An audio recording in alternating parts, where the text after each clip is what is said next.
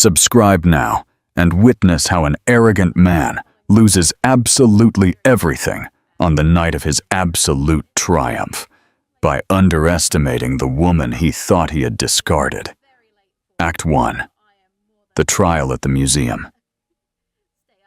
The cold, polished marble of the grand ballroom not only reflected the light of thousands of crystals, but also the moment a man's entire world shattered. Arthur Sterling believed he had orchestrated the perfect life. He had discarded his quiet, simple ex-wife, Ilara, as if she were a passé trend, and now arrived at the year's most exclusive event, the Beaumont Foundation Gala, with his dazzling new mistress, Serafina, on his arm. He was ready to consolidate his status among the elite, but he forgot a crucial rule of high society. The most powerful pieces on the board are often the ones that move in silence. The air in the Goya Hall was not just air. It was a pressurized substance, dense with the aroma of old money, the lineage, new ambition, the foreign investors, and the intoxicating perfume of 1,000 jasmines. The annual Beaumont Foundation Gala was, without question, the crown jewel of the New York social calendar. To be invited meant you were somebody. To be ignored meant you were the rest of the world. Ilara Vance, for the first time in 6 years, was somebody again. She had arrived alone, her name a discreet addition to the guest list, secured not by her past connection to the man whose name was carved in marble on the building's exterior, but by her own quiet, multi-million-dollar donation. She wore a simple midnight blue gown from a young designer no one knew yet, and her only jewelry was the vintage sapphire earrings left to her by her grandmother. She was elegant, restrained, and completely invisible. Until she wasn't. Arthur Sterling presided over the scene near the immense canvas of Las Meninas, a bronze pharaoh in a tailored suit. Clinging to his arm was Serafina Hayes, his new wife of 6 months. Serafina was a cyclone of blinding white feathers and Cartier diamonds, every one of her movements calculated for the lens of Hello magazine. Ilara had tried to avoid them. She had made her donation, exchanged pleasantries with the museum director, and planned a quiet exit. But Serafina had spotted her. Like a panther stalking a fawn, her eyes narrowed, and a cruel, beautiful smile spread across her face. She glided toward her, dragging Arthur in tow. "Ilara, I barely recognized you. You look so simple. It's brave," Serafina cooed, her French accent lilting with mockery. Ilara inclined her head. "Serafina. Arthur. Arthur, darling, isn't she brave?" Serafina continued, letting her hand settle protectively over her slightly bulging abdomen.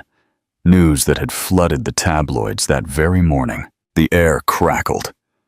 Serafina leaned in, dropping her voice to a conspiratorial whisper, yet loud enough for the small circle of nearby donors and reporters to overhear.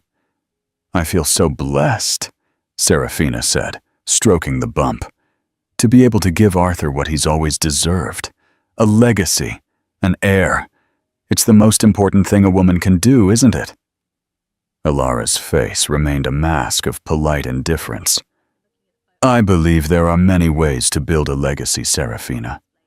Serafina laughed, a crystalline, brittle sound. "Oh, of course, for those who can't do it naturally."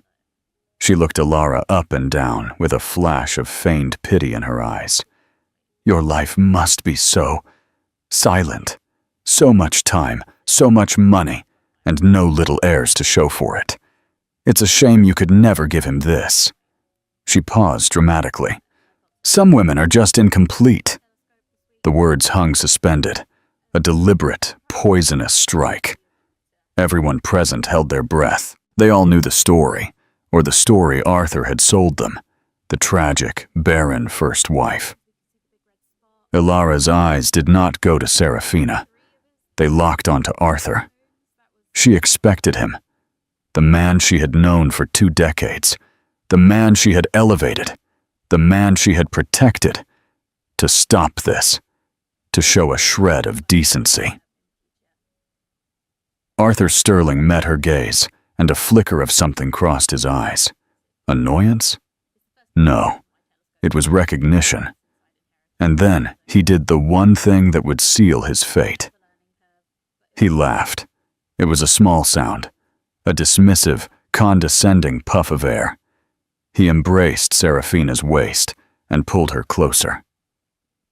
"Be nice, darling," he murmured, loud enough for all to hear.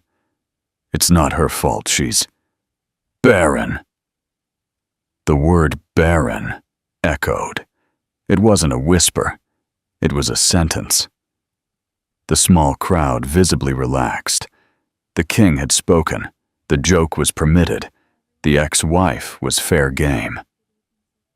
But Ilara Vance did not cry. She did not flush with shame.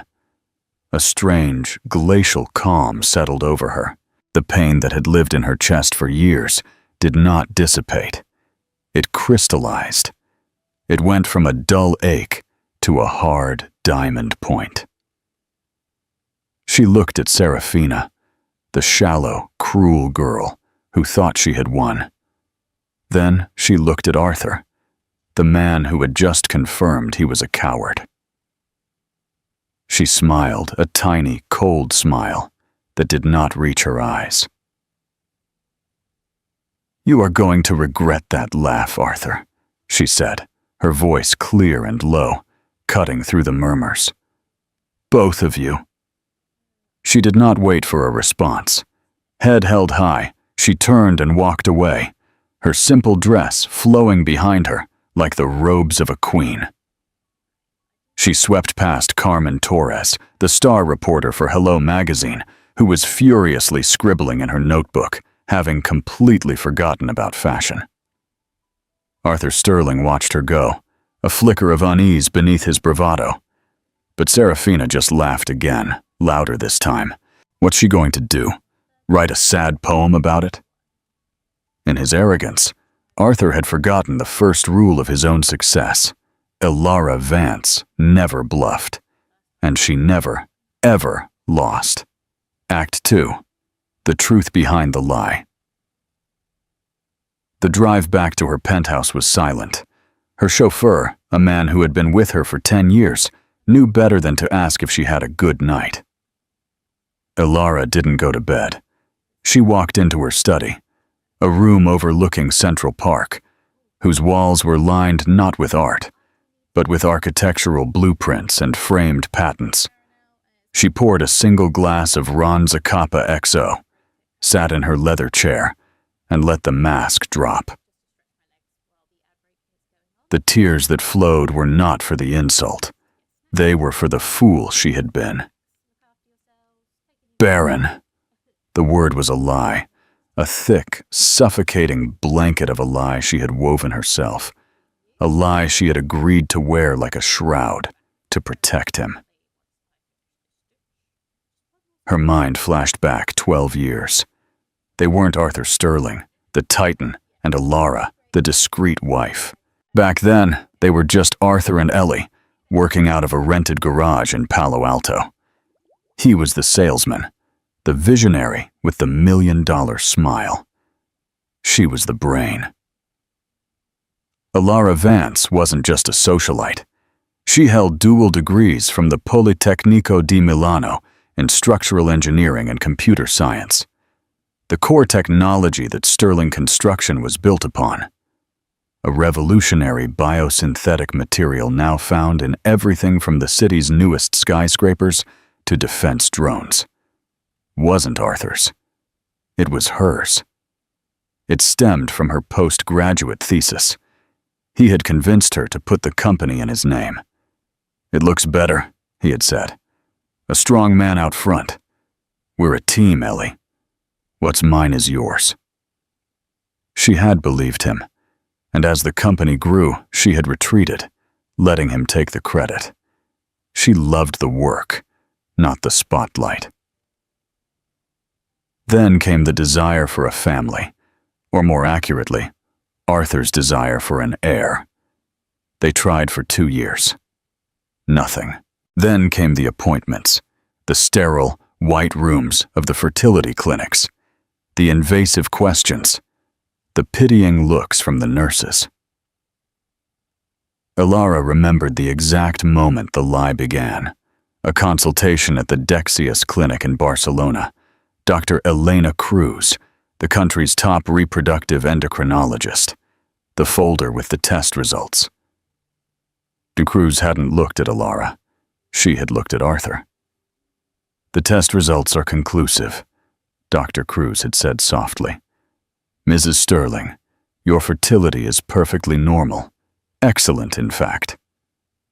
Arthur had smiled with a "I knew it" self-satisfaction until the doctor continued. "Mr. Sterling, the problem is not your wife. Your tests show extreme complications. Azoospermia, 0 viable count. It is congenital." She paused. "To be clear, Mr. Sterling, you are biologically sterile. You can never father children." Ilara remembered the silence, the sound of the wall clock. Tick-tock, tick-tock. She felt relief. It wasn't her. After years of feeling like a failure, it wasn't her. But Arthur. Arthur had shattered. His arrogance, his swagger, all dissolved. He didn't see a medical diagnosis. He saw an invalidation. "That's impossible," he had hissed. "Your test is wrong. Run it again." "We ran it 3 times, Mr. Sterling. This can't get out," Arthur had stammered, pale. "My father, my board, they see me as a leader. This would ruin me. A Sterling who can't produce an heir. It's a joke." Ilara had watched the man she loved dissolve into a paranoid, terrified boy. He had looked at her, his eyes pleading, "Ellie, please. No one can know. This will destroy the company. It will destroy us." And in that moment, she had made the choice that would define her life. She had taken his hand. "They won't know," she had said. "It's me. I will take the blame. I'm the one who can't." She had sacrificed her reputation, her truth, her very identity to shield his fragile ego. Their divorce, years later, was a quiet, amicable affair. The narrative was already established. Arthur desperately wanted a family, and the poor, barren Ilara couldn't give him one.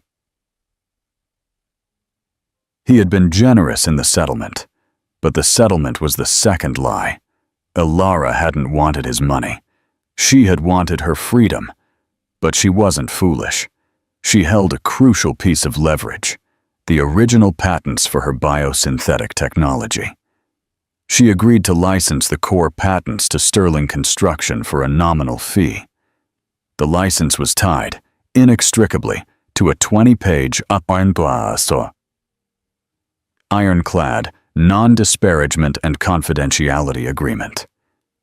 He could never speak of his condition. She could never speak of hers. She paid him to shut up. She paid him to take the blame. And tonight, with a laugh, with a word, barren, in front of a Hello magazine reporter, he had broken the contract unilaterally.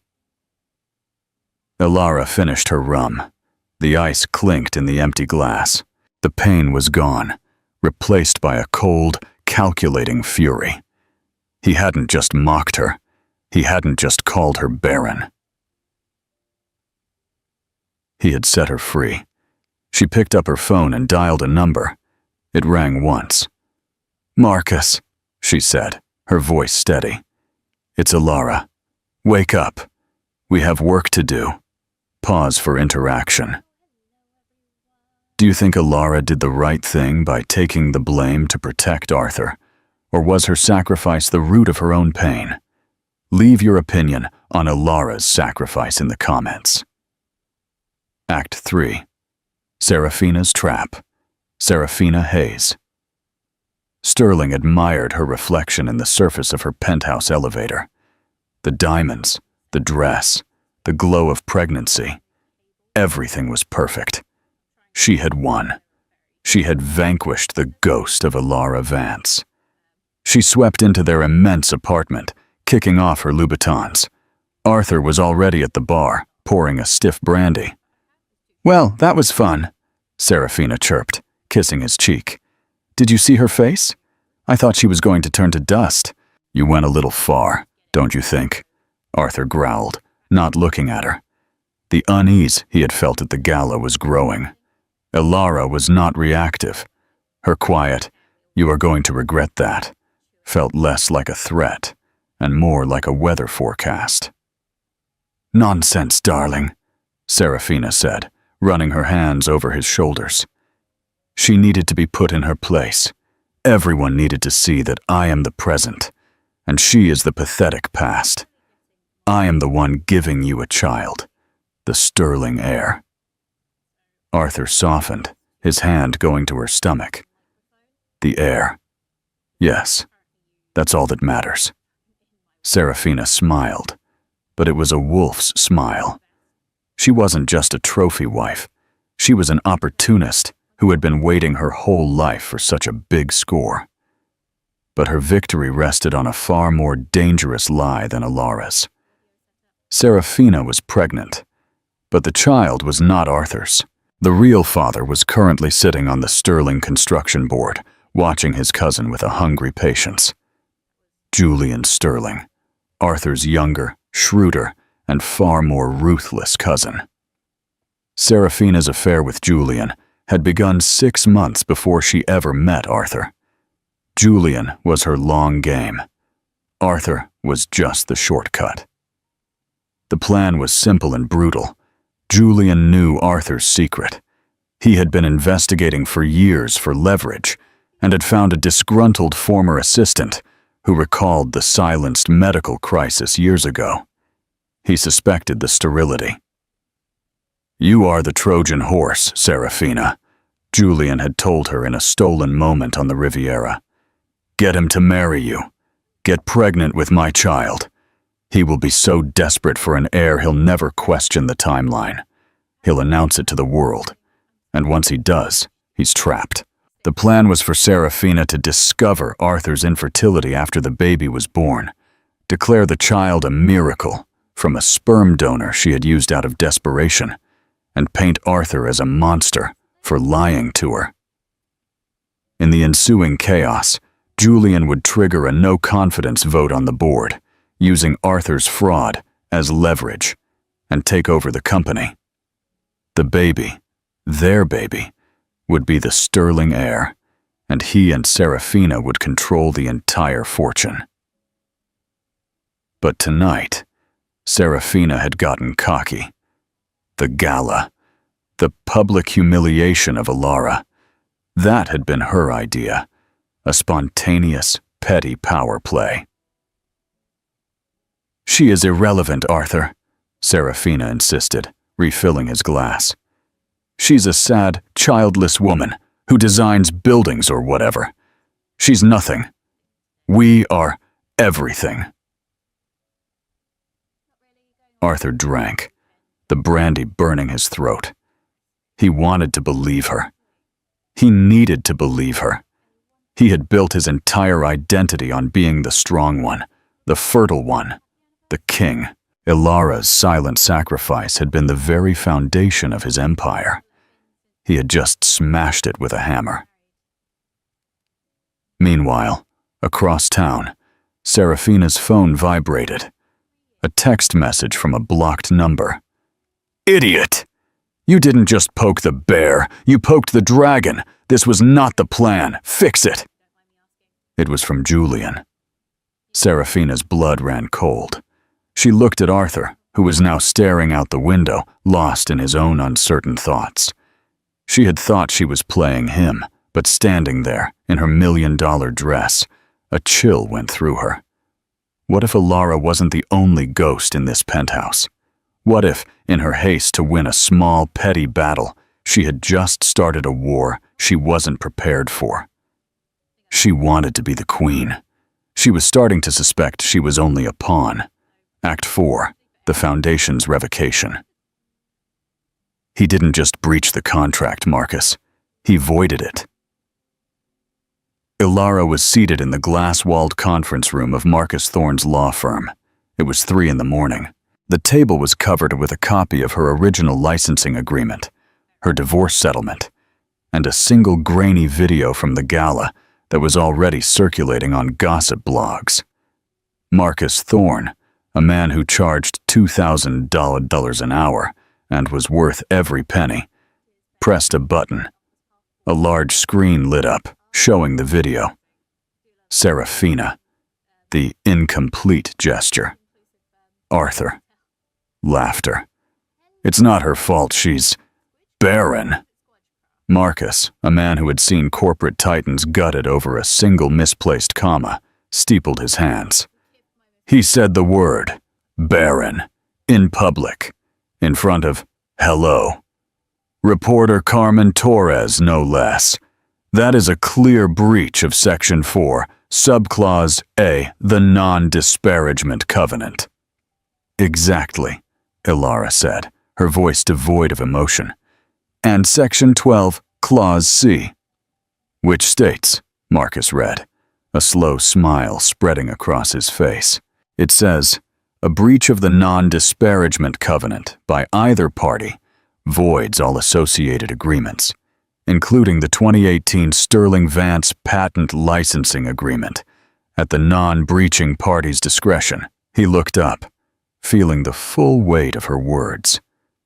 Ilara, the Sterling Vance patent license. That's not just a patent. That is the patent. The Vance synth material.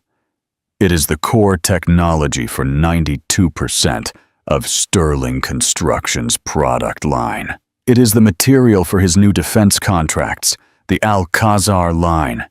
It is the nucleus of his entire €80 billion valuation, Ilara stated, as if commenting on the weather. Marcus leaned back. My God, Ilara, you licensed it to him? Why? For €1 a year, and his silence, and he just, with a laugh, handed it all back to you. Marcus began to pace, his mind buzzing. He didn't just insult you, Ilara. He just committed corporate suicide. What do you want to do?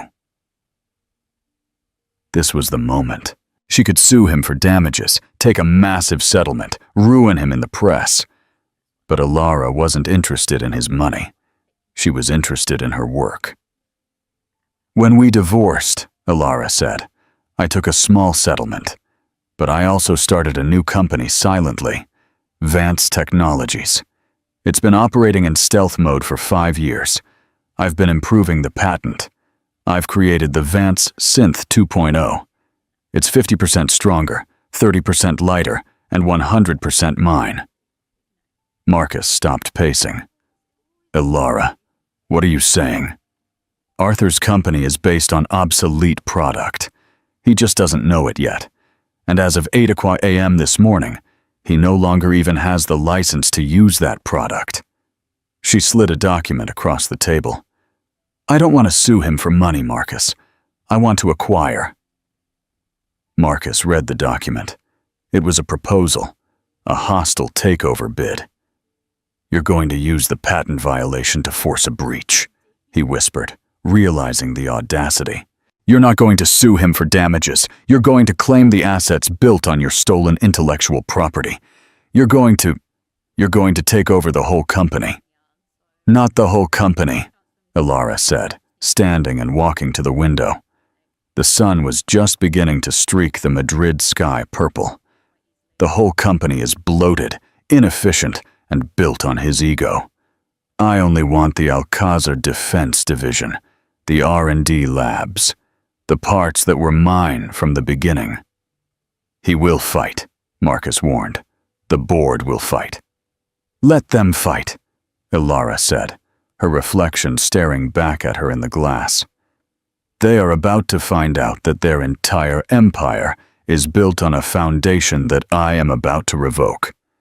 Send the first letter at 8:30 a.m. A cease and desist order to all Sterling construction manufacturing plants, effective immediately for patent infringement. That will paralyze his global operations. The stock will. Yes, it will, Ilara said. And a second letter, she continued, to the board of directors. An emergency meeting tomorrow. Tell them Ms. Vance has a proposal to save them from the ruin their CEO just caused. Marcus looked at the woman before him. This was not the quiet, barren ex-wife the world thought it knew. This was an architect, and she had just drawn the blueprints for the most brutal and elegant execution he had ever seen. He shouldn't have laughed, Ilara, Marcus said. No, Ilara nodded, watching the city awaken. He shouldn't have. Act 5. The Sterling Earthquake. The first tremor hit at 9:01 a.m. Arthur Sterling was in his private gym when his phone began to vibrate so violently it nearly fell off the treadmill. He ignored it. It was his COO, Robert. Robert could wait. The second tremor hit at 9:15 a.m. when he walked into his own company's operations room. The atmosphere was a tomb. The massive news ticker on the wall, usually a sea of green, was a cascade of blood red. 2250, PDN 31.7, PDN 40, 10. What the hell is going on? Arthur roared, grabbing the nearest analyst. We don't know, sir, the young man stammered. A cease and desist order just hit the newswire. All our manufacturing plants, China, Germany, Madrid, they're shutting down. It's a patent dispute. The stock, it's in free fall. Patent dispute. With whom? That's the thing, sir, the analyst said, his face white. The filing. It's from Vance Technologies. We don't know who they are. But Arthur knew. He didn't run to his office. He teleported. He slammed the door shut, his hands shaking. Vance. It couldn't be. She didn't own. She wasn't. His private line rang. It was Marcus Thorne. You can't do this, Ilara! He roared into the phone, skipping all formalities. This is insane. You'll destroy us. You'll destroy yourself. Your equity is tied up in this. Marcus Thorne's voice was impossibly calm. Good morning, Arthur. I'm afraid Ms. Vance is no longer a shareholder. She sold her remaining shares over 6 months ago at peak value. Clever. Really. It's as if she knew an unstable element might compromise the company's integrity. You, Arthur couldn't breathe. She's bluffing. This is blackmail. How much does she want? 10 million? 100? Ms. Vance is not interested in your money, Arthur. She's interested in your property. The cease and desist order is real. You have 24 hours to halt all production using her intellectual property, which, if I recall correctly, is everything. The board has been notified. They meet tomorrow at 10 sharp. I advise you to attend. The line clicked dead. Arthur slumped into his chair. Barren. A word. A laugh. The third tremor hit at noon. Carmen Torres's article for Hello hit online. It wasn't a gossip column. It was a corporate character assassination. It was titled, The King's Laugh, How Arthur Sterling's Hubris Just Cost Him an Empire. It didn't just report the insult. It analyzed it. It painted Serafina as a cheap, cruel usurper. It painted Arthur not as a king, but as a weak, pathetic man hiding behind his new wife's skirts while mocking the woman who built his kingdom. It recontextualized everything. Suddenly, all the old stories of the barren wife looked like what they were, a misogynistic smear campaign. At 2:00 p.m., PDN stock was suspended. The company had lost 40% of its value. Billions. Erased. The fourth tremor was personal. He stormed back into the penthouse. Serafina was in the living room, on the phone with her publicist, shrieking. "What do you mean? Hello, won't take my call? I am... Get out," Arthur whispered, his voice trembling with a rage so cold it terrified her. "What? Arthur, darling, it's just a silly article." "You," he said, advancing on her. "This was you, your petty, stupid act. You had to poke her. You had to win."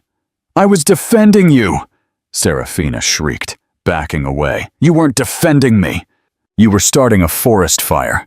Do you have any idea what she's done?" He grabbed a priceless Ming vase, one Alara had bought, and hurled it against the wall. It shattered. She's suing us," Serafina whimpered. "Worse," he roared. "She's not suing us. She's revoking." He didn't even understand the full scope, but he knew it was bad. The patents, the company, all of it is tied to her. Serafina's mind raced. Julian, the plan, this is too soon. "The baby," she tried, her hand going to her stomach. "Arthur, the stress, the air." "I don't care about the air," he screamed. "What good is an heir if he inherits nothing?" He grabbed her arm. "You're going to fix this. You're going to call her. You're going to apologize. You're going to beg her." Serafina looked at him, at this pathetic, broken man. Her only anchor, his power, was gone, and in its place was a terrified bully. She just stared at him, her own panic mounting. The plan was in ruins. Julian hadn't returned her text in hours. The man who had laughed 24 hours ago was gone. The man before her was weeping. Act 6.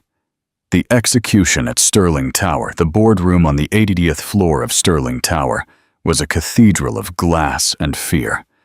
The board members, old industry titans, tech billionaires, and retired generals, were assembled.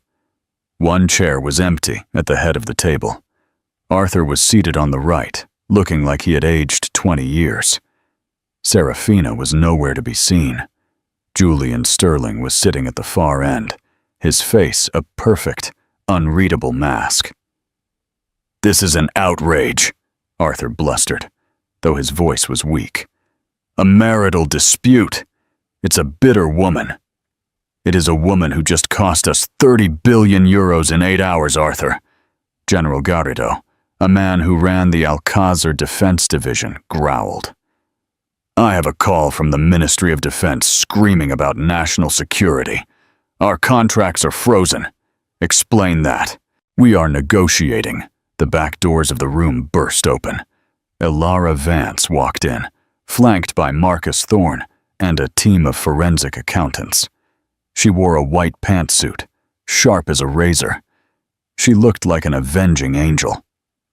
"Ms. Vance," General Garrido said, rising, "you do not belong on this board."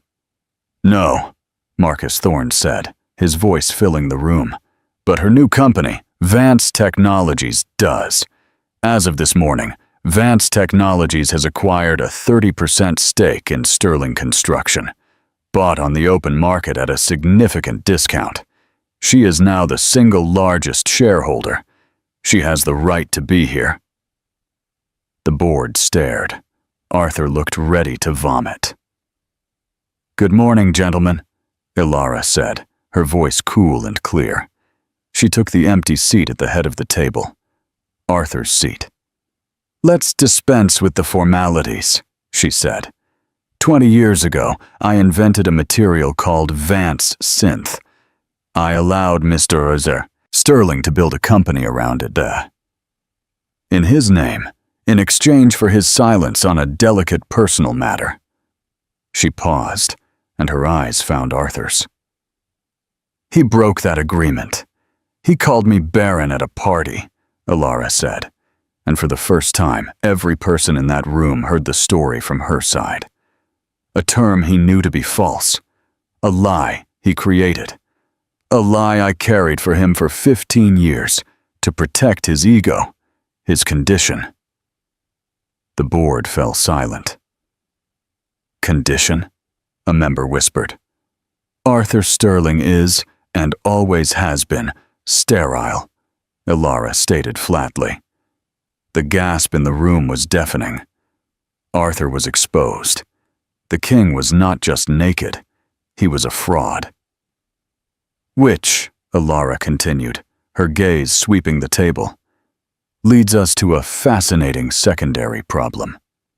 Her eyes landed on Julian, and then, for the first time, she acknowledged the elephant in the room.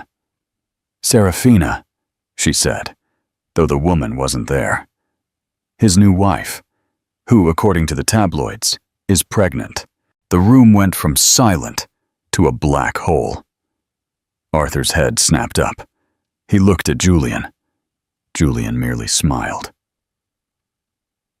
The board members, men who lived and died by calculation, did the math simultaneously. Sterile man plus pregnant wife. It appears, Ilara said, Mr. Sterling's legacy is not his own. Arthur looked at Julian. The betrayal, the total betrayal, finally landed. The affair, the baby, the stock play. It was a coup. Julian! You, Arthur choked out. Julian finally spoke. It was a good plan, Arthur, but you got sloppy. You let your ego get in the way. So, Ilara cut in, reclaiming the room. Here is the situation. Your CEO is a fraud. Your heir is an imposter.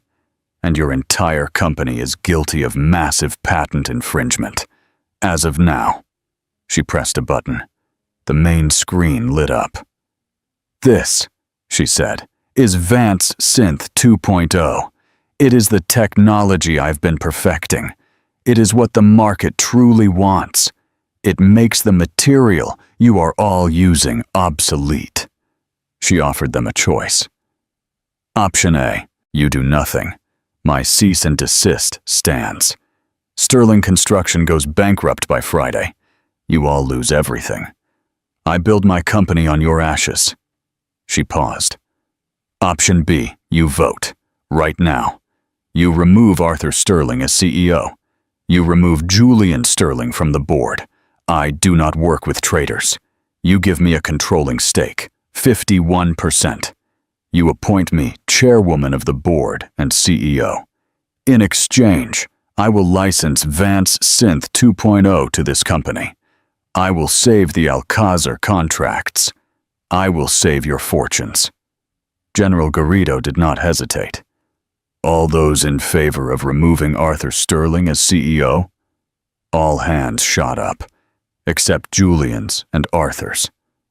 All those in favor of removing Julian Sterling from the board? All hands. All those in favor, the general said, of appointing Ms. Ilara Vance as chairwoman and CEO? The vote was unanimous. Arthur Sterling simply stood there, an empty shell.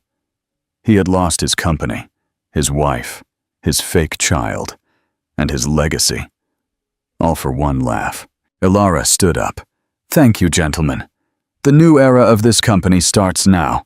My team is securing the 80th floor. She looked at the two cousins. Arthur, Julian, security will escort you out. Ilara walked up to Arthur, who was staring blankly at the table. She leaned in, her voice a whisper only he could hear. Who is incomplete now, Arthur? Epilogue. The architect of thousands. The collapse of Arthur and Serafina was swift and deserved. Arthur ended up a pathetic figure in the Gold Mile bars, a living monument to his own stupidity, drinking brandy and mumbling about his barren ex-wife who had robbed him. No one listened. Serafina, betrayed by Julian, who was also neutralized by Alara's non-compete clauses, was last spotted by a hello photographer at Atocha station, arguing with a bus depot clerk. As the old world burned, Alara Vance was building. Under her leadership, the company didn't just stabilize, it soared. Forbes put her on the cover. The billion-dollar architect, the woman who built, was betrayed and built it better. A year after the boardroom execution, Alara received a call from Dr. Elena Cruz, the endocrinologist. "Alara," the doctor said softly, "I just read your profile in El País, Woman of the Year. I just wanted to apologize for all those years. I was bound by ethics, by his threats, but I regret being a part of that lie." Alara paused, looking out from her new glass-walled office at the city that was now truly hers. "Elena," she said, her voice warm, "you were not part of his lie. You were the only person in that room who told me the truth. You have nothing to apologize for.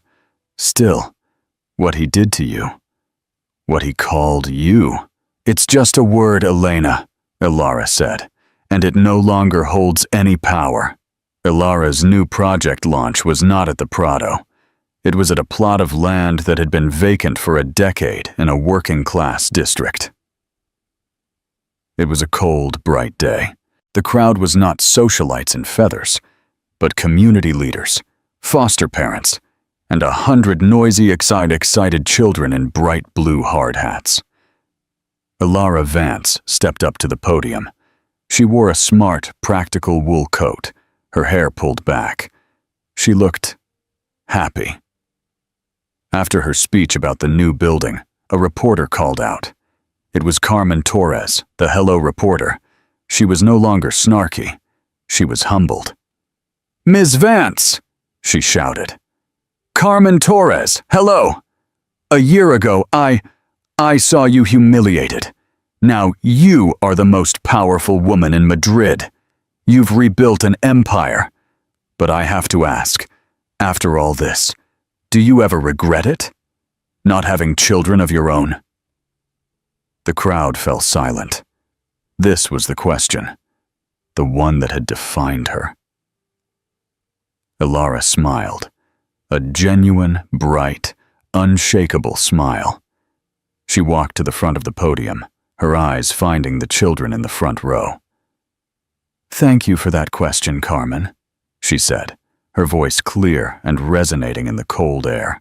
"It is a question that has followed me my whole life. In whispers, in pitying glances, and at parties, in very loud, cruel jokes. For 15 years, I lived in silence. I allowed a narrative to be written for me, a story of what I lacked, a story of being incomplete, a story of being barren. I did it to protect a man's fragile ego. I thought that was loyalty. I was wrong. My ex-husband, and men like him, believe a legacy is something simple and primal. It is blood. It is a name. It is a son. They believe a woman's worth is tied only to what she can produce. They are tragically mistaken." She spread her hands, pointing to the building plans behind her. "A legacy is not about producing. It is about building. A true legacy is not about what you leave behind in your blood. It is about what you leave behind in the world. It is about the foundations you lay for others. Today, we are standing on what was once called barren land. It was overlooked. It was underestimated. It was forgotten. It has much in common with me. And today, we will plant a seed.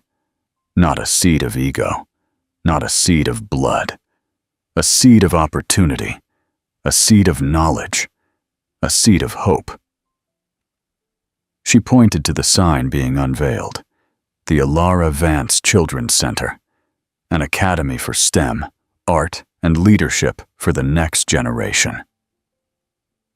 "My predecessor," she said, "thought an heir was something he could buy or create through a lie. But these are my heirs," she gestured to the children. "This center, The promise. This is my family. This is my legacy. So, to answer your question, Carmen, do I regret not having a son? No, because I have realized I am not the mother of one. I am the architect of thousands. I was never barren. I was just busy building a better future. She turned, picked up a golden shovel, and plunged it into the cold earth. The crowd erupted. The camera flashes this time were not for a scandal. They were for a beginning. As she lifted the first scoop of dirt, a little girl in a hard hat ran up and handed her a slightly wilted daisy. Elara Vance took the flower, her eyes shining, and laughed. A real, full, joyful laugh. It was the only one that mattered. In a reflection, and there ends our story. A laugh at a party, a moment of cruel public mockery became the trigger for the greatest comeback in the history of the Madrid elite. The new wife, who thought she had it all, learned that a baby is not a weapon. It is a person. And the billionaire, who thought he was a king, learned that the woman he called barren was actually the only one who could grow something real. Elara Vance proved that a legacy is not about what you produce. It is about what you build. What did you think of Elara's final revenge? Do you think it was karmic justice, or was it too cold and calculating? Let me know your thoughts in the comments below. If you loved this story of retribution and triumph, please show your support. Give this video a like, share it with someone who needs to see a good comeback, and most importantly, subscribe to the channel so you never miss a story. We have new dramas arriving every week.